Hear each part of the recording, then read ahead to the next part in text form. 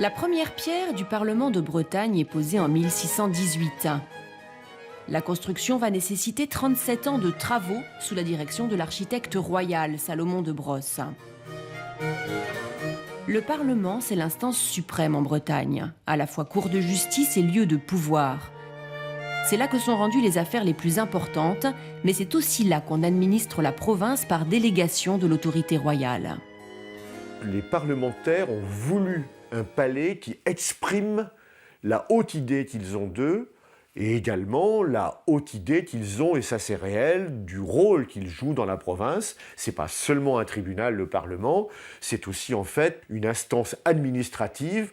Avant qu'arrive, ce sera 40 ans plus tard, l'intendant qui est l'ancêtre de notre préfet de région. 1720, Rennes est ravagée par les flammes. Un des incendies de ville les plus importants à l'époque, il va durer une semaine. Le Parlement est épargné, mais de justesse. La ville est en cendres, et dans les années qui suivent, il faut reconstruire. La place du Palais est réaménagée, harmonisée. Une statue de Louis XIV vient s'installer en son centre, ce qui nécessite d'ôter l'escalier monumental et la terrasse du Palais, car les parlementaires auraient surplombé le roi, inconcevable. Une place principale marquée par l'histoire. Du XVIIe siècle jusqu'en 1935, c'est un lieu de rassemblement essentiel à Rennes.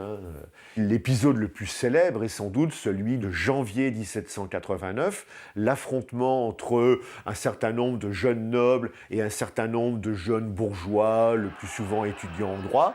C'est là que se produisent les premiers morts de la Révolution, et un de mes collègues, Roger Dupuis, avait même coutume de dire que la Révolution française était née à Rennes en janvier 1789.